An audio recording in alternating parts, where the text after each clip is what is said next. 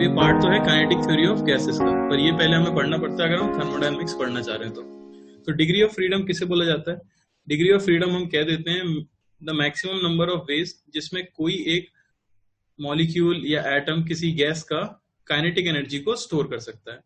अब kinetic energy कितने तरीके से स्टोर की जा सकती है? तो हम कह देते हैं कि कोई भी मॉलिक्यूल गैस का एनर्जी को स्टोर कर सकता है ट्रांसलेशनल काइनेटिक एनर्जी के फॉर्म में, रोटेशनल काइनेटिक एनर्जी के फॉर्म में या वाइब्रेशनल काइनेटिक एनर्जी के फॉर्म में। तो नॉर्मल टेम्परेचर्स पे तो हम सिर्फ ट्रांसलेशनल और रोटेशनल काइनेटिक एनर्जी की बात करेंगे, लेकिन अगर हाई टेम्परेचर की बात की गई है तब हम क्या यूज करते हैं? वाइब्रेशनल एनर्जी भी यूज करते हैं, ठीक है ना। तो इन से रिलेटेड क्या होती है, हर गैस के मॉलिक्यूल के पास डिग्री ऑफ फ्रीडम होती है। तो ट्रांसलेशन से रिलेटेड कुछ डिग्री ऑफ फ्रीडम होगी, रोटेशन से रिलेटेड डिग्री ऑफ फ्रीडम होगी और वाइब्रेशन से रिलेटेड डिग्री ऑफ फ्रीडम होगी। आपको ये पता होगा कि ट्रांसलेशन के लिए काइनेटिक एनर्जी का फॉर्मूला हमारे पास होता है half M V square, rotation के लिए हमारे पास होता है हाफ आई ओमेगा स्क्वायर। तो ये हमें याद रखने हैं, ठीक है ना। वाइब्रेशनल के लिए हम एज सच फॉर्मूला नहीं याद करते हैं, ठीक है। कैसे निकालते हैं एनर्जी वो हम देखेंगे।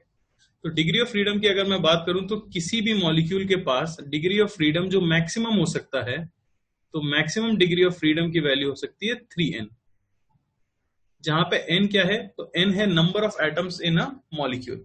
किसी भी गैस की हम बात करें तो उसके एक मॉलिक्यूल में अगर n एटम्स हैं तो उसकी मैक्सिमम डिग्री ऑफ फ्रीडम क्या हो सकती है? 3n हो सकती है, जो कि डिवाइडेड होगी ट्रांसलेशनल, रोटेशनल और वाइब्रेशनल में। समझ आई बात? तो मेनली जो हम गैसेस पढ़ते हैं वो या तो मोनो एटॉमिक होती हैं। मोनो एटॉमिक का मतलब क्या हो गया? जिनके मॉलिक्यूल में एक एटम है। तो आप देख सकते हो कि मैक्सिमम डिग्री ऑफ फ्रीडम इनका कितना आएगा? 3 into 1 यानी कि 3। तो अभी किस फॉर्म में होगी? ट्रांसलेशनल, रोटेशनल या वाइब्रेशनल? तो अगर हम मोनो एटॉमिक गैस की बात करें तो उसका एटम जो होता है वो बहुत ही छोटा होता है।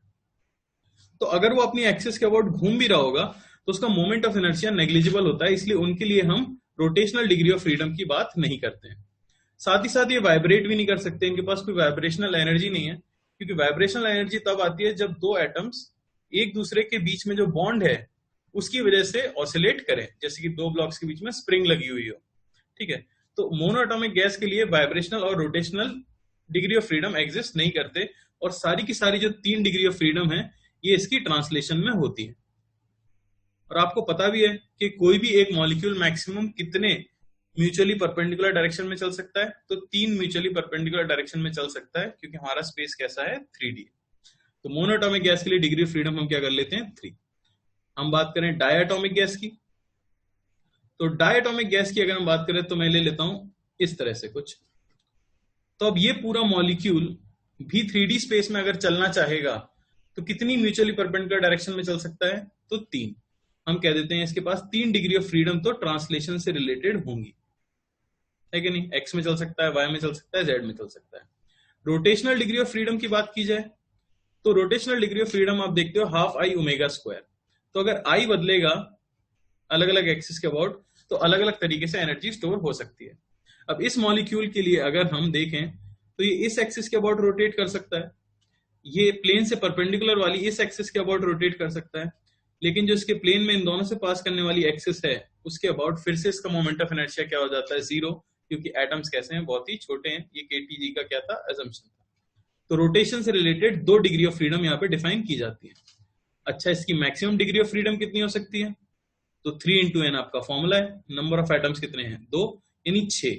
तो 6 में से 3 ट्रांसलेशन की हैं, 2 रोटेशन की हैं, तो बची कितनी? 1। तो 1 इसके पास क्या होती है? वाइब्रेशनल डिग्री ऑफ फ्रीडम होती है। यानी ये वाली एनर्जी ये इसके पास सिर्फ कब होगी? जब ये हाई टेम्परेचर पे होगा। नॉर्मल टेम्परेचर पे बात की जाए तो सिर्फ इन डिग्री ऑफ फ्रीडम के करस्पॉन्डिंग इसके पास एनर्जी होगी। यानी 5 तरीके हैं जिनसे ये एनर्जी अपने पास रख सकता है। तो नॉर्मल टेम्परेचर पे डायटॉमिक के लिए डिग्री ऑफ फ्रीडम हम कितना बता देते हैं? 5 बता देते हैं, ठीक है ना। उसी तरह अगर मैं ट्राई एटॉमिक गैस की बात करूं तो उसमें 2 केसेस आ जाते हैं। या तो आपकी गैस लीनियर होगी, लीनियर जैसे कि मैं CO2 का एग्जांपल ले सकता हूं, तो तीनों एटम्स क्या है? एक ही लाइन में। तो आप देख सकते हो पूरा मॉलिक्यूल फिर से 3D स्पेस में 3 म्यूचुअली परपेंडिकुलर डायरेक्शन में चल सकता है। तो 3 तो ट्रांसलेशन की हो गई। रोटेशन की बात की जाए तो फिर से म्यूचुअली परपेंडिकुलर 3 एक्सिस एग्जिस्ट करती है, लेकिन जो एक्सिस इन तीनों से पास करेगी उसके बाद मोमेंट ऑफ इनर्शिया फिर क्या हो जाएगा 0, तो फिर 2 बची, तो 2 रोटेशनल डिग्री ऑफ फ्रीडम। अच्छा, मैक्सिमम डिग्री ऑफ फ्रीडम कितनी हो सकती है ट्राई एटॉमिक की? फॉर्मूला 3n है, n कितना है 3, 3 3 9, मैक्सिमम डिग्री ऑफ फ्रीडम 9 हो सकती है, जिनमें से 5 यहाँ यूज हो चुकी हैं, तो वाइब्रेशनल डिग्री ऑफ फ्रीडम कितनी हो जाती है 4। तो हाई टेम्परेचर पे ट्राई एटॉमिक लीनियर गैस के पास 4 डिग्री ऑफ फ्रीडम होंगी, किससे रिलेटेड? वाइब्रेशन से रिलेटेड। और दूसरी हो सकती है नॉन लीनियर। अगर आपकी गैस नॉन लीनियर है, यानी कि एक लाइन में तीनों एटम्स नहीं लाई कर रहे हैं, कुछ इस तरह की सिचुएशन है, तो अब ऐसी कोई भी एक्सिस नहीं होगी जिसके about net moment of inertia क्या आ जाए? 0 आ जाए। तो कितनी म्यूचुअली परपेंडिकुलर एक्सिस एग्जिस्ट कर सकती हैं? 3। ट्रांसलेशन के लिए तो हम जानते ही हैं कितनी होगी, 3 ट्रांसलेशन की, एक्स में चल सकता है, वाई में चल सकता है, जेड में चल सकता है। रोटेशन की भी कितनी आ गई? 3। मैक्सिमम आप निकाल ही चुके हो 9, तो 6 यहाँ पे यूज हो चुके हैं, तो वाइब्रेशन की कितनी आ जाती है? 3। वाइब्रेशन सिर्फ कब कंसिडर करना है? जब टेम्परेचर क्या हो? हाई हो। तो डिग्री ऑफ फ्रीडम के पॉइंट ऑफ व्यू से आपके दिमाग में एक चीज होनी चाहिए कि गैस मोनोएटॉमिक हो, डायएटॉमिक हो, ट्राइएटॉमिक हो या पॉलीएटॉमिक, कितनी भी हो, अगर आपसे बोला जाए कि ट्रांसलेशन से रिलेटेड उसके पास कितनी डिग्री ऑफ फ्रीडम हो सकती है, तो वो मैक्सिमम 3 ही हो सकती है। फिर बात आ जाती है रोटेशन के ऊपर, तो मैक्सिमम रोटेशन की कितनी हो सकती है? 3, जो कि ट्राइएटॉमिक में आ जाती है। बाकी ट्राइएटॉमिक, लीनियर, डायएटॉमिक के अंदर कितनी आ जाती है? 2 आ जाती है। वाइब्रेशनल डिग्री ऑफ फ्रीडम सिर्फ हाई टेम्परेचर पर हमें कंसिडर करनी होती है। समझ आया? अब आपने ये भी पढ़ा होगा इक्विपार्टीशन ऑफ एनर्जी, ठीक है? तो मैक्सवेल इक्विपार्टीशन ऑफ एनर्जी ये बताता है कि मान लो आपकी गैस का टेम्परेचर T है, हमारी गैस का टेम्परेचर T है, तो उसके पास मान लेते हैं टोटल एनर्जी है E।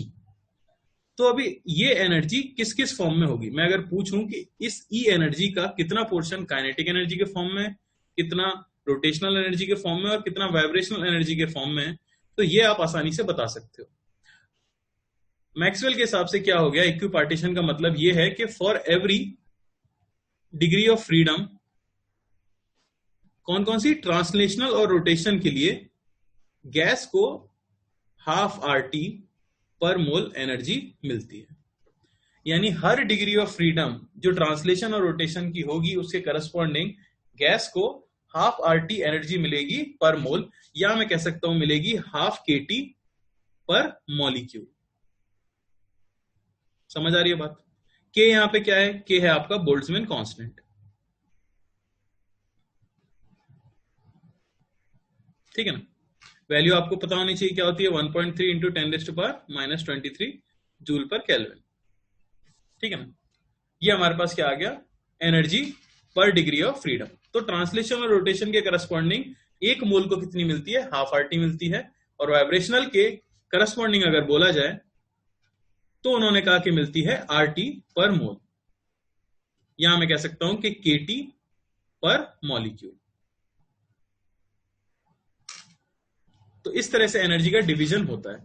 तो अगर किसी भी टेम्परेचर T पे आपसे बोला जाए कि गैस की टोटल एनर्जी कितनी है टेम्परेचर T पे, तो टोटल एनर्जी को आप क्या कह सकते हो? मान लो कि FT है ट्रांसलेशन की डिग्री ऑफ फ्रीडम, तो उसके करस्पॉन्डिंग हो गई FT इंटू ½ RT, क्योंकि एक डिग्री ऑफ फ्रीडम की ½ RT थी, FT डिग्री ऑफ फ्रीडम है, प्लस रोटेशन ½ RT, और वाइब्रेशन के लिए आपको पता है RT।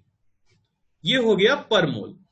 तो किसी भी गैस के पास जो टोटल एनर्जी पर मोल होगी डिग्री ऑफ फ्रीडम से, वो इस तरह से रिलेटेड है। तो अगर n मोल्स हैं तो आप क्या कह सकते हो? एनर्जी n मोल्स के लिए आप क्या बता दोगे? FT plus FR by 2 into nRT plus FV into nRT। ये हो जाती है टोटल एनर्जी किसी भी गैस की एट अ गिवन टेम्परेचर, जहां वाइब्रेशनल को हम सिर्फ कंसीडर करेंगे ओनली एट हाई टेम्परेचर। किसी भी मॉलिक्यूल के लिए और गैस के लिए आप इस तरह से क्या बता सकते हो? टोटल एनर्जी बता सकते हो किसी भी गिवन टेम्परेचर पे। इसी एनर्जी को हम क्या नाम देते हैं? इसी एनर्जी को आप नाम देते हो इंटरनल एनर्जी, ठीक है ना? तो किसी भी गैस की जो टोटल एनर्जी होगी किसी भी टेम्परेचर पे, उसे हम कह देंगे उस गैस की इंटरनल एनर्जी, जो कि आप देख सकते हो सिर्फ किसका फंक्शन है? टेम्परेचर का फंक्शन है और साथ ही साथ उसकी प्रॉपर्टी यानी कि डिग्री ऑफ फ्रीडम का फंक्शन होगा। समझ आ रहा है? तो ये हमने काइनेटिक थ्योरी ऑफ गैसेस में एक इंपॉर्टेंट पॉइंट था, डिग्री ऑफ फ्रीडम समझना। फिर हमने एक चीज और पढ़ी होगी, आपने फॉर्मूला पढ़ा होगा, वो होता है वैल्यू ऑफ स्पीड्स कैलकुलेट करना। तो 3 तरह की वेलोसिटी हम पढ़ते हैं काइनेटिक थ्योरी ऑफ गैसेस में। पहला आपका बोला जाता है आरएमएस स्पीड। तो आरएमएस स्पीड का मीनिंग क्या हो जाता है? आरएमएस स्पीड का मीनिंग हो गया रूट मीन स्क्वायर स्पीड, यानी जितने भी मॉलिक्यूल्स थे उन सभी की स्पीड का स्क्वायर करके, एवरेज करके उसका रूट ले लेना। खैर यहां हम सिर्फ फॉर्मूले देख रहे हैं, तो उसका फॉर्मूला जो हमें मिल जाता है वो मिल जाता है आपको 3RT बाय एम। समझ आई बात? 3RT बाय एम, या फिर अंडर रूट, चल क्यों नहीं रहता है यार, 3KT बाय एम। तो K यहां पे क्या है आपको पता होना चाहिए, बोल्ट्जमैन कांस्टेंट जो मैं पहले ही बता चुका हूं, इसकी वैल्यू होती है R बाय Na। अच्छा R क्या है? R है यूनिवर्सल गैस कांस्टेंट, इसकी वैल्यू तो हमें पता ही होती है 25/3 जूल पर केल्विन मोल, जो हम फिजिक्स में सबसे ज्यादा यूज करते हैं। या फिर आप क्या यूज कर सकते हो, 2 कैलोरी, ठीक है ना, पर केल्विन मोल, या फिर 0.082 लीटर एटीएम पर केल्विन मोल। वो जनरली फिजिक्स में यूज नहीं होता। यहां आपको ये याद रखना है कि यहां जो m हमने यूज किया है यह है मोलर मास ऑफ गैस, और इसे हमेशा kg पर मोल में पुट करना, ठीक है ना, और ये है मॉलिक्यूलर मास ऑफ गैस, ठीक है ना। सिमिलरली आपने क्या पढ़ी थी, most probable speed. Most probable speed हो जाती है कि अगर आपके पास एक गैस का सैंपल है तो किसी भी मॉलिक्यूल को अगर मैं रैंडमली उठा लूं तो ये स्पीड होने की प्रोबेबिलिटी सबसे ज्यादा है, तो वो हमें मिलती है under root 2RT by capital M, यानी कि मोलर मास। और हम एक निकालते हैं एवरेज स्पीड। एवरेज स्पीड का फॉर्मूला आता है under root 8RT by pi M। तो ये फॉर्मूले हैं जो आपको याद रखने होते हैं। अच्छा यहाँ जो इंपॉर्टेंट पॉइंट मैं बताना चाह रहा हूं वो ये है कि मान लो आपको क्वेश्चन में कोई कह दे कि एक मॉलिक्यूल है, आपको दे दे टेम्परेचर दे दे, ठीक है, मोलर मास दे दे, और आपसे पूछ ले find the displacement in a given time t, तो आप किस वेलोसिटी से डिस्प्लेसमेंट निकालोगे ये बताओ। अगर बोला गया हो टू फाइंड डिस्प्लेसमेंट, तो आपको याद रखना है कि डिस्प्लेसमेंट मैं फाइंड करूंगा एवरेज वेलोसिटी से, v एवरेज इनटू टाइम। किसी भी मॉलिक्यूल का डिस्प्लेसमेंट अगर आपको निकालना है तो आप एवरेज वेलोसिटी को यूज करते हो। जबकि अगर कोई बोले कि एनर्जी ऑफ मॉलिक्यूल आपको निकालनी है, एनर्जी की कैलकुलेशन अगर आपको करनी है, तो वो आप किससे करते हो, आरएमएस स्पीड, यानी कि हाफ, अगर काइनेटिक एनर्जी में लिखूं ट्रांसलेशन की, एम वी आरएमएस का स्क्वायर। ये याद रखना, अगर आपने आरएमएस की जगह एवरेज पुट कर दी तो आपकी एनर्जी क्या आ जाएगी, गलत आ जाएगी। तो ये इनका यूज है। आरएमएस को हम यूज करेंगे एनर्जी के लिए और एवरेज को हम यूज करेंगे डिस्प्लेसमेंट कैलकुलेट करने के लिए। तो मेनली जो हमें फोकस करना होगा थर्मोडायनेमिक्स में लॉज में, वो आ जाएगा फर्स्ट लॉ, ठीक है। तो फिजिक्स में हम ध्यान किसी पे देते हैं, सिर्फ फर्स्ट लॉ पे ध्यान देते हैं, delta Q is equal to delta U plus W. यहां पे हम जो यूज करते हैं डेल्टा क्यू, ये आपको क्या बताता है, बेसिकली हीट एक्सचेंज किसी भी प्रोसेस के लिए। डेल्टा यू हो जाता है चेंज इन इंटरनल एनर्जी। हम देख चुके हैं इंटरनल एनर्जी क्या होती है, डिग्री ऑफ फ्रीडम से रिलेटेड होती है, और ये होता है आपका work done by the gas, ठीक है। तो केमिस्ट्री में उल्टा लिया जाता है और लॉ भी थोड़ा सा चेंज हो जाता है, हालांकि दोनों एक ही बात है। हम work done by the gas लेते हैं, वो work done on the gas लेते हैं, इसलिए उनका डेल्टा यू हो जाता है क्यू प्लस डब्ल्यू, ठीक है। पर फिजिक्स में हम क्या यूज करते हैं, डेल्टा क्यू बराबर डेल्टा यू प्लस डब्ल्यू। आप इसका मीनिंग भी समझ सकते हो, ये बेसिकली एनर्जी कंजर्वेशन लिखा हुआ है। अगर आप किसी गैस के सैंपल को एनर्जी देते हो तो या तो वो उस एनर्जी को खुद रख सकता है अपने पास, अगर आप किसी गैस के सैंपल को हीट देते हो तो या तो वो उसके कुछ पोर्शन को अपनी एनर्जी बढ़ाने के काम में ले सकता है, या फिर वो वर्क करने के काम में ले सकता है। तो बेसिकली एनर्जी कंजर्वेशन लिखा हुआ है। तो जितने भी क्वेश्चन फर्स्ट लॉ पे आएंगे आप इजीली सॉल्व कर सकते हो अगर आप डेल्टा क्यू, डेल्टा यू और डब्ल्यू निकालना जानते हो। तो एक एक करके इन्हें देख लेते हैं। सबसे पहले बात हो जाती है क्यू या डेल्टा क्यू, यानी कि हीट की। तो हीट का जनरल फॉर्मूला आपको याद रखना है, ठीक है ना। हीट क्या हो जाएगी आपके लिए, सिंपली NC डेल्टा T। जैसे हम कैलोरीमेट्री में पढ़ते हैं MS डेल्टा T, वैसे गैसेस के लिए हो जाता है NC डेल्टा T। ठीक है। अब देखो यहाँ पे N क्या है, तो N है आपके मोल्स, और C क्या है, तो C है आपकी मोलर स्पेसिफिक हीट। गैसेस के लिए ये देखा गया कि मोलर स्पेसिफिक हीट ये डिपेंड करती है एक्सटर्नल कंडीशंस के ऊपर। आप गैस को अगर एक स्टेट से दूसरे स्टेट पे ले जा रहे हो, तो आप किस तरीके से उसका स्टेट चेंज कर रहे हो, उसके ऊपर मोलर स्पेसिफिक हीट डिपेंड करती है। यानी जो C है ये आपका क्या है, प्रोसेस डिपेंडेंट है। तो प्रोसेस क्या है, तो प्रोसेस बेसिकली हम कह देते हैं एक तरीका है जिससे कि हम गैस का स्टेट क्या है, चेंज करते हैं। ठीक है ना। तो कौन कौन से प्रोसेसेस आपको पढ़ने होते हैं? अगर मैं प्रोसेस की बात करूं तो सबसे पहले मैं देख लेता हूं कोई जनरल प्रोसेस। जनरल प्रोसेस का इसे नाम दिया जाता है पॉलीट्रॉपिक प्रोसेस। ठीक है ना। जनरल इक्वेशन पॉलीट्रॉपिक प्रोसेस की हो जाती है PV की power n is equal to constant. यहां n कोई भी वैल्यू ले सकता है, पॉजिटिव, नेगेटिव, फ्रैक्शनल, ठीक है ना, या इंटीजर। PV की power n is equal to constant. ये आपको याद रखना है कि ये इक्वेशन हो जाती है किसी भी जनरल प्रोसेस की। समझ आई बात? इसी से हम सारे प्रोसेस क्या कर सकते हैं, निकाल सकते हैं। जैसे आपने नाम सुना भी होगा, यहां देखो अगर मैं n को 0 कर दूं, n को अगर आप 0 कर दो तो P बराबर कांस्टेंट हो जाएगा, और उसी को आप क्या बोलते हो, आइसोबारिक बोलते हो। समझ आई बात? यहीं पे मैं अगर n को 1 कर दूं तो आप देखो PV is equal to constant हो जाएगा, इसी को आप बोलते हो आइसोथर्मल।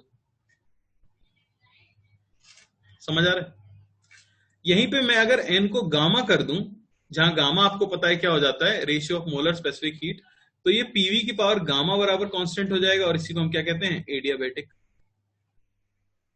अच्छा, कोई बता सकता है कि n की वैल्यू क्या होनी चाहिए अगर प्रोसेस को हमें आइसोकोरिक करना है, तो जिससे V बराबर कांस्टेंट हो जाए? n को क्या करना पड़ेगा, इन्फिनिटी करना पड़ेगा। क्यों? क्योंकि मैं इसे लिख सकता हूं P की पावर 1/n, अगर हम रूट ले लें, V बराबर कांस्टेंट, और n को इन्फिनिटी पुट करने से आपको मिल जाएगा V is equal to constant. तो n को हम क्या रखते हैं, इनफाइनाइट रखते हैं, किसके लिए, आइसोकोरिक प्रोसेस के लिए। समझ आई बात? तो C क्या होती है किसी भी जनरल प्रोसेस के लिए, मोलर स्पेसिफिक हीट का फॉर्मूला आ जाता है R upon gamma minus 1 plus R upon 1 minus n।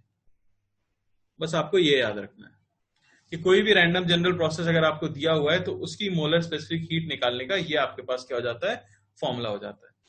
जो आइसोबारिक प्रोसेस में आप मोलर स्पेसिफिक हीट निकालते हो उसे आप नाम देते हो CP, यानी कि molar specific heat at constant pressure.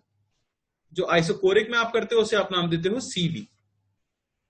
Isothermal के लिए CT की वैल्यू क्या हो जाएगी, इनफाइनाइट हो जाएगी, क्योंकि आपको टेम्परेचर कांस्टेंट रखते हुए क्या करना है, कितनी हीट सप्लाई की जाए ताकि टेम्परेचर 1 डिग्री से बढ़ जाए, टेम्परेचर कांस्टेंट रखते हुए, तो कोई सेंस ही नहीं। आइसोथर्मल में तो टेम्परेचर आप बढ़ा ही नहीं सकते, तो मोलर स्पेसिफिक हीट क्या हो गई, इनफाइनाइट हो जाती है। ठीक है ना। और एडियाबेटिक में हमें पता होता है कि हीट एक्सचेंज ही क्या हो जाता है, 0। ठीक है ना। तो ये आपको Q के बारे में पता होनी चाहिए। Q के साइन के बारे में अगर बात करें, तो अगर आपका Q नेगेटिव है तो इसका मतलब क्या हो जाएगा कि एनर्जी रिलीज हुई है, गैस ने एनर्जी क्या की है, रिलीज की है, और ऐसे प्रोसेस को हम क्या कहते हैं, एक्सोथर्मिक प्रोसेस कहते हैं। इसी की जगह Q अगर पॉजिटिव हो जाए तो आपको पता है एनर्जी गैस ने क्या की है, एब्जॉर्ब की है, और ऐसे प्रोसेस को हम क्या कहते हैं, एंडोथर्मिक। समझ आ रहा है? तो ये हो गई हीट एक्सचेंज की बात। हीट एक्सचेंज में इससे ज्यादा कुछ नहीं करना होता, हमें बस फॉर्मूला याद रखना है। ठीक है ना। मोलर स्पेसिफिक हीट के बारे में मैंने बता दिया है, आपको C का जनरल फॉर्मूला पता लग चुका है। अच्छा, CV की अगर बात करें, यानी कि molar specific heat at constant volume, तो आप n को अगर जनरल वाले फॉर्मूले में रख दोगे तो वहां से आपको C की वैल्यू मिल जाएगी, CV की। CV हो जाएगा आपका R अपॉन गामा माइनस 1। समझ आ रहा है? या इसी को हम क्या कह देते हैं, F/2R। इस पूरी चीज में गामा क्या है ये आपको समझना होगा। तो गामा आपका रेशियो होता है CP/CV का, यानी molar specific heat at constant pressure by molar specific heat at constant volume. ठीक है ना। तो ये फॉर्मूला हो जाता है किसका, सीवी का। ये भी हमें क्या रखना होगा, याद रखना होगा। तो सीपी अगर कैलकुलेट करें, सीपी आपको मिल जाएगा कितना, R upon gamma minus one plus R, क्योंकि आप एन को क्या रखोगे, 0 रखोगे, या CP is equal to CV plus R. इसी को हम बोलते हैं मेयर्स रिलेशन।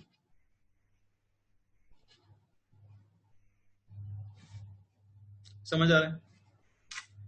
तो अगर अलग अलग गैसेस के लिए गामा का फॉर्मूला निकालना हो तो आप देखो, डिवाइड करके देखोगे, अगर मैं सीवी को रख दूं एफ बाई टू आर, जो कि हम निकाल चुके हैं, तो यहां से सीपी का फॉर्मूला हमें मिल जाता है F plus two by two into R. और आप गामा को भी कह सकते हो सीपी बाई सीवी, यानी F plus two by F. ये हो जाता है गामा किसी भी गैस का।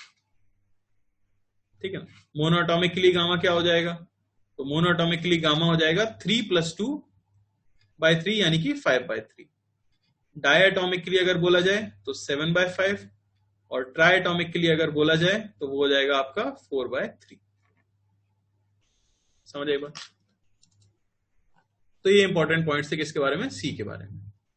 अगली चीज हो जाती है चेंज इन इंटरनल एनर्जी, जो फर्स्ट लॉ में हम पढ़ते हैं, डेल्टा यू। इसके बारे में इंपॉर्टेंट पॉइंट्स, ये पहली बात तो स्टेट फंक्शन है। स्टेट फंक्शन का मतलब क्या हो गया कि ये प्रोसेस इंडिपेंडेंट होता है। किसी भी प्रोसेस में आपसे चेंज इन इंटरनल एनर्जी पूछा जाए तो उसका फॉर्मूला चेंज नहीं होगा। डेल्टा यू का फॉर्मूला हमेशा क्या रह जाता है, एन सीवी डेल्टा टी। भले ही आइसोबारिक प्रोसेस है, फिर भी आप क्या यूज करोगे, सीवी यूज करोगे। या इसे मैं कह सकता हूं N R delta T by gamma minus one. CV की वैल्यू पुट कर दी है बस मैंने। ठीक है ना। या एक और फॉर्मूला जो है F by two N R delta T. समझ आई बात। तो ये सिर्फ किस पे डिपेंड करता है, टेम्परेचर चेंज पे डिपेंड करता है। डिपेंड्स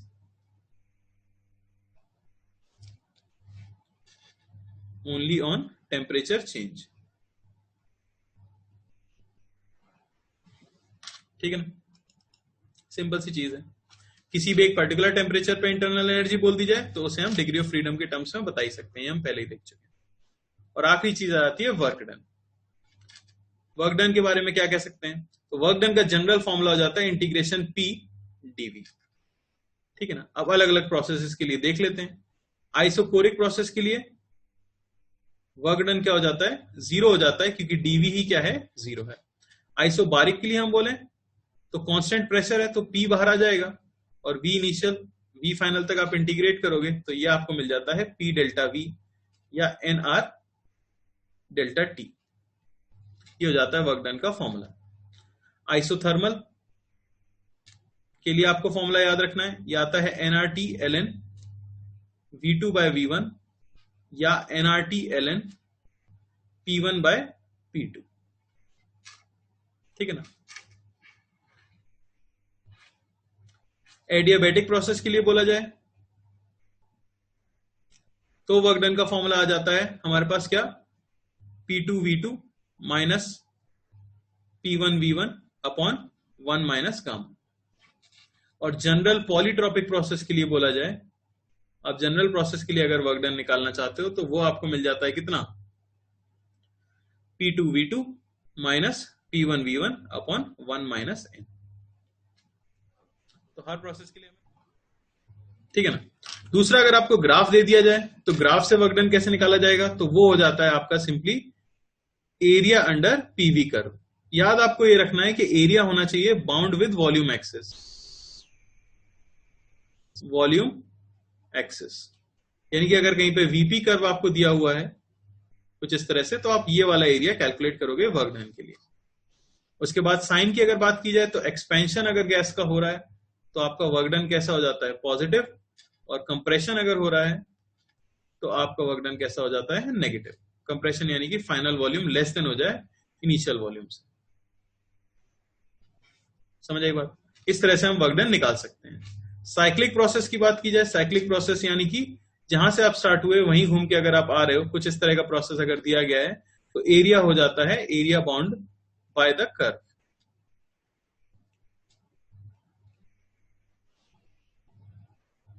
ठीक है ना।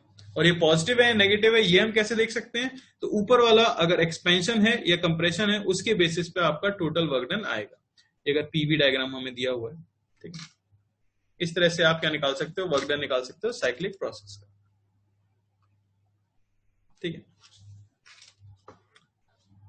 और जो आखिरी चीज इंपॉर्टेंट है वो इसमें है हीट इंजन की एफिशिएंसी। तो हीट इंजन के बारे में आपको पता होगा। हीट इंजन क्या हो जाता है?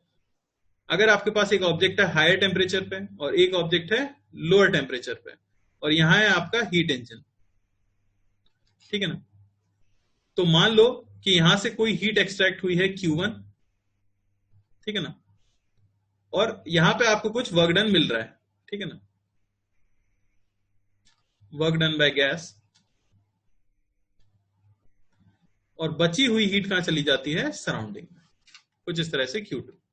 तो आपको एफिशिएंसी का फॉर्मूला सिर्फ याद रखना है, ये आता है 1 माइनस Q2 बाय Q1, जहां Q2 क्या है? Heat released by cycle, heat released. और हमें कैसे पता लगेगा कौन सी हीट रिलीज्ड है? तो जो हीट आपकी कैसी है? नेगेटिव है। और Q1 यहां पे क्या है? Heat absorbed. ठीक है, और स्क्रीन पे देख सकते हो एक हीट इंजन जो फेमस है वो है कार्नोट साइकिल वाला। कार्नोट साइकिल में 2 आइसोथर्मल और 2 एडियाबैटिक प्रोसेस होते हैं, और वहां पे एफिशिएंसी का फॉर्मूला तो यही रहता है 1 माइनस Q2 बाय Q1, बस रिलेशन आ जाती है कि Q is proportional to T, तो इसी को हम लिख देते हैं 1 माइनस T2 बाय T1। तो अगर आपको बोला गया है कि कार्नोट साइकिल है तो आप ये फॉर्मूला डायरेक्टली यूज कर सकते हो। ठीक है ना, Q की जगह हम क्या यूज कर सकते हैं? T यूज कर सकते हैं।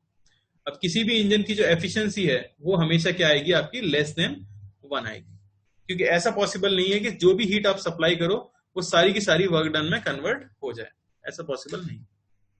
ठीक है ना, और फिर हम पढ़ते हैं रेफ्रिजरेटर। रेफ्रिजरेटर क्या काम करता है? तो रेफ्रिजरेटर का काम हो जाता है लो टेम्परेचर से हाई टेम्परेचर पे हीट को पहुंचाना। ऐसा अपने आप हो पाना तो पॉसिबल नहीं है। तो मान लो लो टेम्परेचर से Q1 हीट एक्सट्रैक्ट की गई है, तो आपको बाहर से कुछ वर्क करना पड़ेगा। जैसे कि हम फ्रिज की बात करें तो इलेक्ट्रिकल एनर्जी का सप्लाई होता है, तब जाके वो Q1 हीट एक्सट्रैक्ट करता है अंदर जो सामान रखा है फ्रिज में उससे, और सराउंडिंग को हीट दे देता है कोई Q2। तो इसके लिए हम डिफाइन करते हैं कोएफिशिएंट ऑफ परफॉर्मेंस, COP। और ये सिंपली क्या हो जाता है कि कितनी हीट एक्सट्रैक्ट हुई है अपॉन कितना वर्क डन उसके करस्पॉन्डिंग आपको करना पड़ा, और ये चीज हमेशा क्या आती है? 1 से बड़ी आ जाती है। समझ आई बात?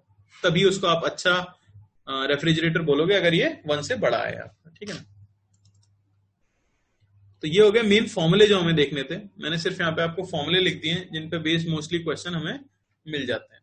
एक लार्ज कंटेनर है और उसके अंदर आपने गैस को छोड़ दिया है लंबे समय के लिए। तो काफी लंबे समय तक अगर हम एक कंटेनर के अंदर गैस को छोड़ देते हैं तो स्टेडी स्टेट क्या करता है? रीच कर जाता है। ऐसा करने पे क्या होगा कि गैस उसके अंदर फैल जाएगी चारों तरफ, इस तरह से आप कह सकते हो। तो क्योंकि गैस का खुद का मास है और ग्रेविटी एक्ट कर रही है, इस रीजन में मैं अगर कांस्टेंट ग्रेविटी की बात करूं, कंसिडर कर लेता हूं कि पूरे में ग्रेविटी कांस्टेंट है, तो आप ऐसा कह सकते हो कि ऊपर जाने पे डेंसिटी ऑफ गैस क्या होती रहेगी? कम होती रहेगी, क्योंकि गैस के ऊपर ग्रेविटी का फोर्स नीचे की तरफ लग रहा है, तो नीचे डेंसिटी क्या होगी? उसकी ज्यादा होगी। तो density as a function of height हम यहां से डिफाइन कर देते हैं h के साथ। ये आपके पास हो जाता है रो बराबर रो नॉट, जहां रो नॉट क्या है? एकदम सरफेस पे, सबसे नीचे वाले सरफेस पे डेंसिटी, रो नॉट e की power minus mgh by RT, जहां T है एब्सोल्यूट टेम्परेचर ऑफ गैस और m है मोलर मास। समझ आया? इस तरह से आप क्या निकाल सकते हो? डेंसिटी की वेरिएशन बता सकते हो। इस पे भी हम क्वेश्चन करेंगे, पर अभी बस क्या कर रहे हैं? फॉर्मूला देख रहे हैं as a function of height. ठीक है ना, ठीक है ना। आप पढ़ते हो कंडक्शन, कन्वेक्शन और रेडिएशन। तो कंडक्शन तो किसमें होता है? जब आप दो ऑब्जेक्ट्स के बीच में कांटेक्ट करते हो और उनके बीच में टेम्परेचर का डिफरेंस है, तो उनके बीच में हीट का फ्लो होता है, और इसे हम क्या कह देते हैं? कंडक्शन कह देते हैं। इसका रीजन क्या हो गया? वाइब्रेशन या कोलिजन ऑफ मॉलिक्यूल्स। ठीक है, मान लो कि हमने एक रॉड को हीट करना स्टार्ट किया है एक एंड से, तो धीरे धीरे क्या होता है? हीट राइट की तरफ फ्लो करना स्टार्ट करेगी और इन सभी पार्टिकल्स का टेम्परेचर बढ़ाएगी। एक समय आता है जिसे आप क्या कहते हो, स्टेडी स्टेट। तो जब स्टेडी स्टेट रीच होता है उस समय पे क्या हो जाता है, स्टेडी स्टेट जब रीच होता है तो हम कह देते हैं कि रॉड के हर पॉइंट का टेम्परेचर क्या हो गया है, फिक्स हो गया है, सेम नहीं है, क्या हो गया है, फिक्स हो गया है। तो यहां टेम्परेचर T1 था, यहां टेम्परेचर T2 था, तो आप कह सकते हो कि T1 से T2 तक टेम्परेचर लीनियरली वेरी कर रहा होगा। ये लेंथ अगर L है तो हम एक टर्म डिफाइन कर देते हैं टेम्परेचर ग्रेडियंट, यानी किस रेट से टेम्परेचर चेंज हो रहा है। तो वो आपको मिलता है कितना, dt/dx, यानी कि T2 या T1 minus T2 upon length L। तो किसी भी जगह का टेम्परेचर, मान लो कि कोई बोले आपसे यहां से x डिस्टेंस आगे का टेम्परेचर क्या होगा, तो आप बता सकते हो वो होगा T1 माइनस टेम्परेचर ग्रेडियंट, यानी T1 minus T2 by L, और इंटू कितना डिस्टेंस आगे गए हो आप, x आगे गए। समझ आ रही है बात? ठीक है। फिर किसी भी कंडक्टर के लिए हमने एक टर्म डिफाइन की है जिसे हम बोलते हैं थर्मल रेजिस्टेंस। हमें पता है कि हीट ट्रांसफर के कोई भी कंडक्टर है जिसका क्रॉस सेक्शनल एरिया है A, लेंथ है L, तो आप उसके लिए थर्मल रेजिस्टेंस डिफाइन कर देते हो। थर्मल रेजिस्टेंस क्या आ जाता है, L/Ka, जहां K को हम क्या बोल देते हैं, K को बोल देते हैं उसकी थर्मल कंडक्टिविटी।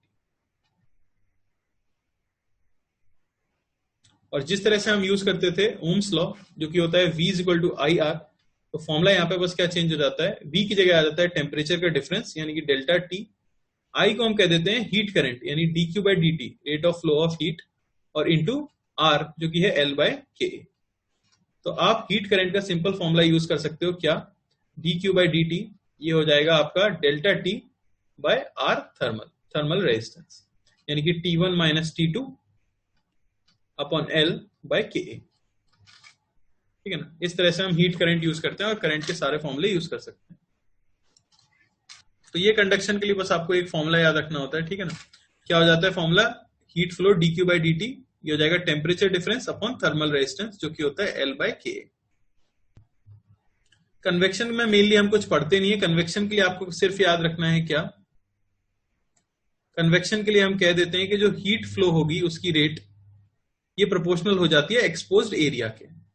ठीक है, कन्वेक्शन बेसिकली किसमें देखा जाता है, फ्लूइड्स या गैसेस में देखा जाता है, और ये due to motion of molecule की वजह से हीट का ट्रांसफर होता है। मेन जो हमें पढ़ना है वो क्या है, रेडिएशन। तो रेडिएशन में आपको क्या याद रखना है कि हर ऑब्जेक्ट किसी भी गिवन टेम्परेचर पे इलेक्ट्रोमैग्नेटिक रेडिएशंस की हेल्प से क्या करती है, कंटिन्यूअसली हीट क्या कर रही होती है, एमिट कर रही होती है।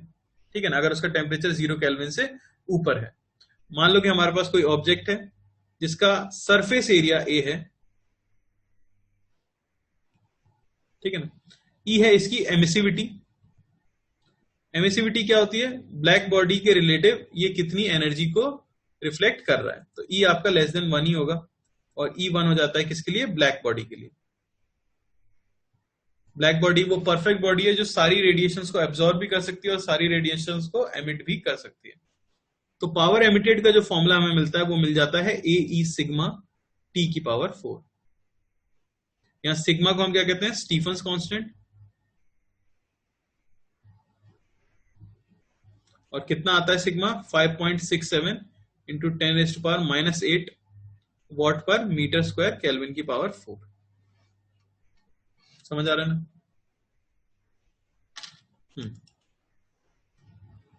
इसके बाद कौन सा इंपॉर्टेंट फॉर्मूला है, तो इसके बाद इंपॉर्टेंट फॉर्मूला है rate of fall of temperature.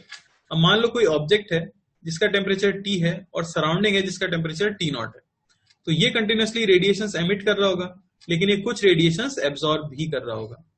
तो net rate of fall of temperature ये हो जाता है dt/dt, यानी rate of fall of temperature with respect to time. इसके लिए आपको फॉर्मूला याद रखना है AE sigma by ms T⁴ minus T⁴.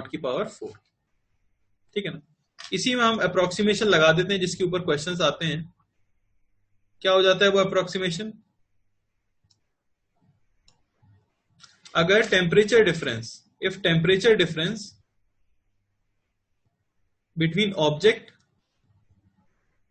and surrounding is negligible,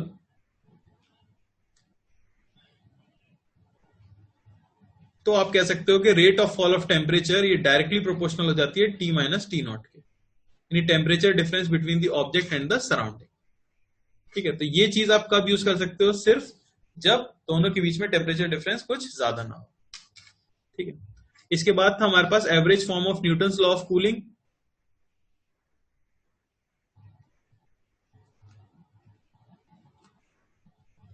क्या हो जाता है न्यूटन्स लॉ ऑफ कूलिंग? अगर कोई ऑब्जेक्ट T1 टेम्परेचर से T2 टेम्परेचर तक कूल होती है, जहां पे T0 सराउंडिंग का टेम्परेचर है,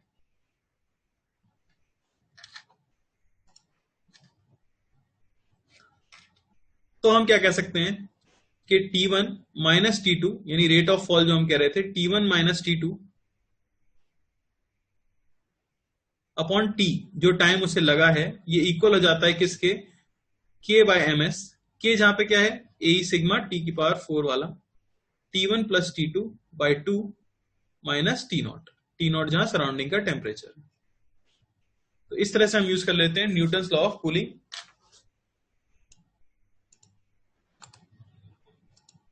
ठीक है ना? याद आपको क्या रखना है?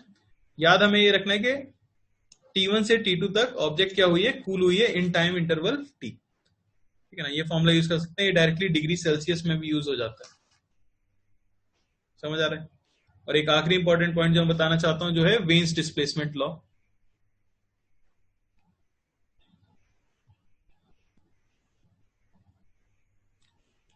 जो कि हो जाता है क्या? Lambda M into T is constant, और जिसकी वैल्यू कितनी होती है? बी यानी कि 0.289 सेंटीमीटर केल्विन।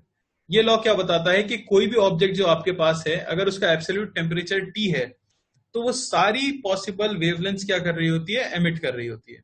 लेकिन हर टेम्परेचर के करस्पॉन्डिंग एक पर्टिकुलर वेवलेंथ होती है जो मैक्सिमम इंटेंसिटी से क्या कर रही होती है? एमिट हो रही होती है। समझ आ रहा है? यानी कि टी टेम्परेचर के करस्पॉन्डिंग एक पर्टिकुलर वेवलेंथ लैम्डा होगी, जिसकी एमिशन की इंटेंसिटी क्या होगी? मैक्सिमम होगी। समझ पा रहे हो बात? जो कर्व बनता है वो कुछ इसका ऐसा बन जाता है। याद जो आपको रखना इंपॉर्टेंट चीज ये है कि अगर आप टेम्परेचर इंक्रीज करते हो, अगर हम टेम्परेचर इंक्रीज करेंगे तो कर्व ऊपर जाता है और लैम्डा कहां जाता है? पीछे जाता है, क्योंकि लैम्डा इंटू टी कॉन्स्टेंट है। आप टेम्परेचर अगर इंक्रीज कर रहे हो, ये टी है, मान लो ये 2T है, टेम्परेचर अगर इंक्रीज करोगे तो एमिशन की इंटेंसिटी तो बढ़ेगी, लेकिन जो वेवलेंथ वो एमिट कर रहा था वो क्या हो जाएगी? घट जाएगी। समझ आया?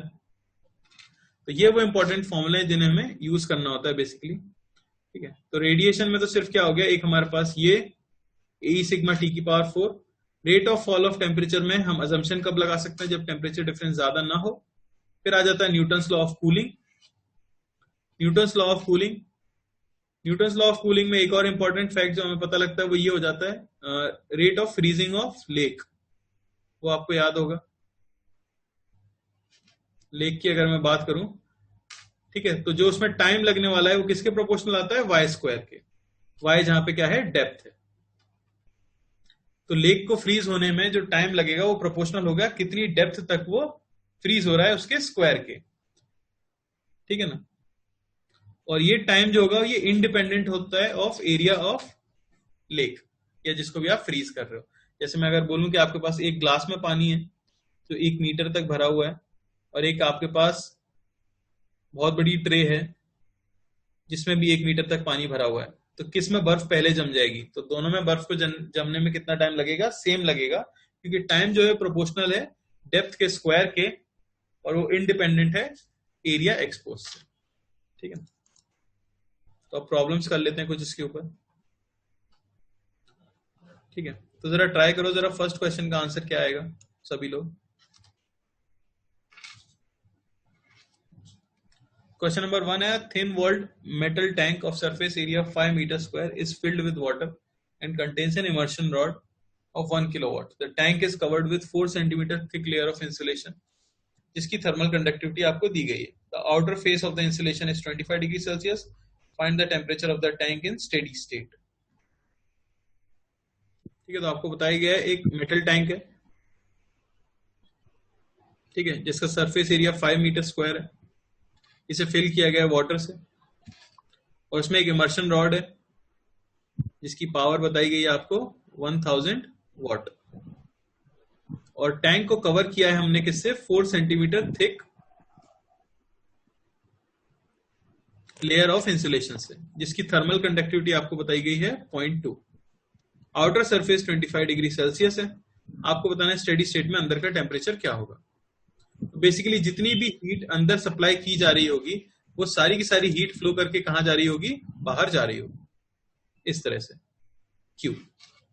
तो Q को सिंपली हमें किसके इक्वल कर देना था, यहां से हीट फ्लो के, जो कि हो जाता है temperature difference upon thermal resistance, यानी कि T minus 25 upon L by KA। तो लेंथ तो हो गई आपकी 4 सेंटीमीटर बाय K और into area of cross section 5 metre square, हमें पता ही है। इसे इक्वल कर देना था 1000 जूल पर सेकेंड के, ठीक है ना। कितना आ जाएगा ये, T आपको मिल जाएगा 65 डिग्री सेल्सियस। बिल्कुल सही है, ठीक है ना। और एक सिंपल सा क्वेश्चन कर लेते हैं, फिर अच्छे क्वेश्चंस पे चलेंगे। सेकंड क्वेश्चन का आंसर बताओ। स्टेडी स्टेट में आपको थीटा की वैल्यू बतानी है। ये स्लैब्स हैं जो कि कंपोजिट 4 स्लैब का सिस्टम है। तो यहां बताया गया है 20 degree Celsius, 10 degree Celsius, theta, -5 degree Celsius और -10 डिग्री सेल्सियस। तो स्टेडी स्टेट में हमें क्या बताना है, टेम्परेचर बताना है। तो आप सिंपली क्या कर सकते हो, हीट क्योंकि कहीं भी रुक नहीं सकती, तो हीट फ्लो क्या कर सकते हैं, इक्वेट कर सकते हैं। यहां से आने वाली हीट इक्वल होनी चाहिए यहां से जाने वाली हीट की, Q1 और Q2। Q1 में क्या लिख सकता हूं, वो हो जाएगा 10 minus theta upon thermal resistance हो जाएगा L, लेंथ तो दोनों की सेम है, by 2K into area of cross section A। Equal क्या हो जाना चाहिए, थीटा माइनस -5 अपॉन L और K। यहां से थीटा में कितना मिल जाएगा, 5 आया होगा, है ना, 5 डिग्री सेल्सियस, ठीक है। और देख लेते हैं जरा।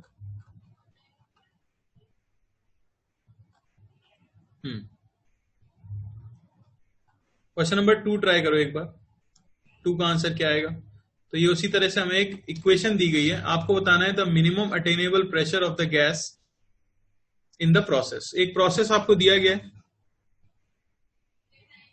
तो प्रोसेस की इक्वेशन दी है T is equal to T1 plus AV square. तो अगर किसी गैस को इस प्रोसेस से लेके जा रहे हैं तो उसका मिनिमम प्रेशर क्या पॉसिबल है। तो सिंपल क्वेश्चन है काफी। क्या करना है आपको, टेम्परेचर को बस में क्या लिख सकता हूं, PV बाय NR।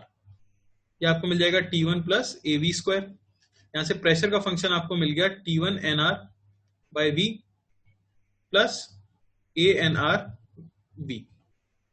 समझ आए, ये हमें प्रेशर की इक्वेशन मिल चुकी है। अब प्रेशर को आपको क्या करना है, मिनिमाइज कराना है। तो dP बाय dV, इसे मैं क्या कर देता हूं, 0 कर देता हूं।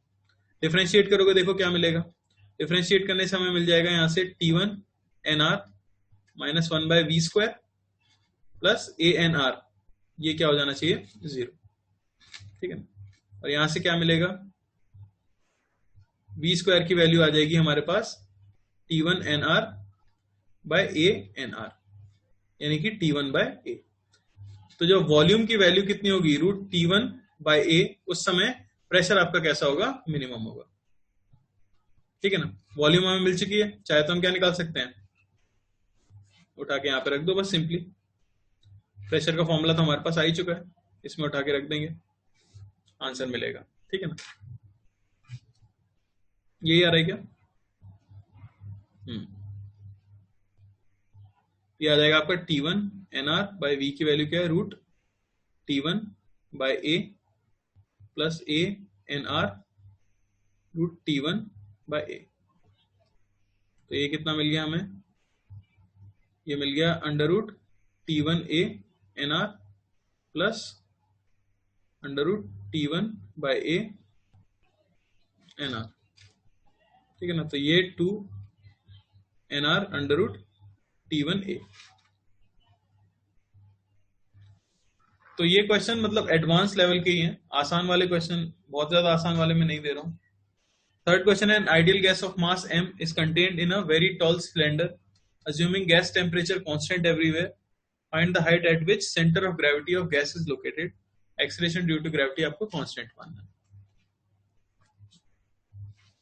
तो क्या करोगे, आपको सेंटर ऑफ मास निकालना है। सेंटर ऑफ मास निकालने का फॉर्मूला क्या हो जाता है, हमें पता है कि y सेंटर ऑफ मास का अगर हम कोऑर्डिनेट निकालें तो इंटीग्रेशन क्या आ जाएगा, y dm bye integration dm। dm जहां हो जाएगा हमारे एलिमेंट का मास। तो मैं यहां से y डिस्टेंस ऊपर जाके dy थिकनेस का एक एलिमेंट ले लेता हूं, ठीक है ना। हमें वहां पे डेंसिटी पता ही है, क्रॉस सेक्शनल एरिया तो हम क्या ले सकते हैं, a ले ही सकते हैं, a ले लो क्रॉस सेक्शनल एरिया। तो अगर आप dm लिखो तो dm की वैल्यू क्या हो जाएगी, तो वो हो जाएगी सिंपली डेंसिटी और इंटू वॉल्यूम। वॉल्यूम हो जाएगा area of cross section into dy। समझ आ रहा है, डेंसिटी क्योंकि हर जगह पे अलग अलग है। इसी में पुट कर दो बस, y सेंटर ऑफ मास का आ जाएगा इंटीग्रेशन y इंटू dm आपका क्या है, वो है रो नॉट e की power minus mgy by R T, ठीक है ना। Rho into a into dy upon integration dm। Integration dm क्या हो जाएगा आपका, रो नॉट e की power minus mgh by R T into a dy। इसी को आप इंटीग्रेट कर दोगे जीरो से लेके कहां तक, इन्फिनिटी तक। इन्फिनिटी तक ही किया होगा,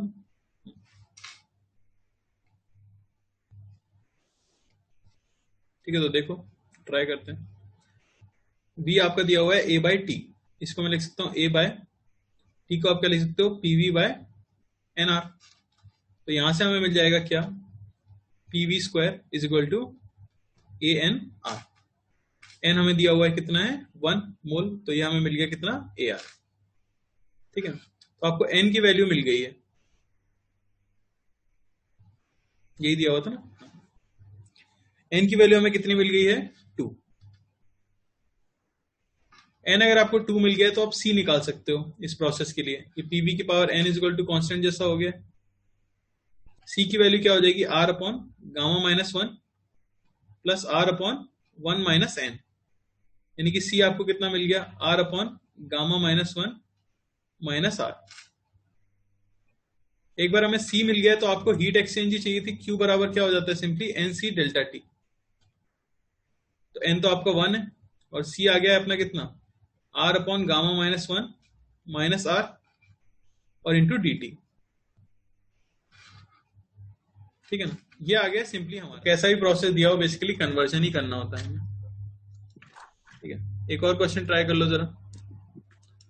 how many degree of freedom does a molecule of gas has if velocity of sound is 330 meter per second and density of gas is 1.3 milligram per centimeter cube, ठीक है। तो स्पीड ऑफ साउंड का formula पता होना चाहिए, क्या आता है वो, गामा पी बाय रो, ठीक है ना, ये हमें पता है। अब यहाँ पे आपको क्या क्या दिया हुआ है वो देख लो। वेलोसिटी आपको दी गई है 330 मीटर पर सेकेंड, ये हो जाना चाहिए गामा, बाय डेंसिटी दी गई है आपको 1.3 मिलीग्राम, ठीक है ना। तो पर सेंटीमीटर क्यूब, ठीक है ना। और इनटू प्रेशर पुट करना है हमें, तो 1 atm ले लेते हैं, लगभग 10 की पावर 5 पास्कल। यहां से हमें क्या मिलेगा, गामा, जो कि होता क्या है, F प्लस 2 बाय एफ।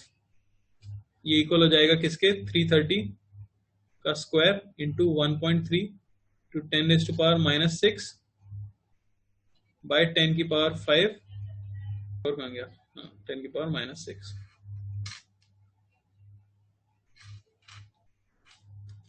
तो ये आ गया F प्लस 2 बाय एफ, कितना आ जाएगा ये, तो यहां से F कितना आया था, कितना हो गया, 5।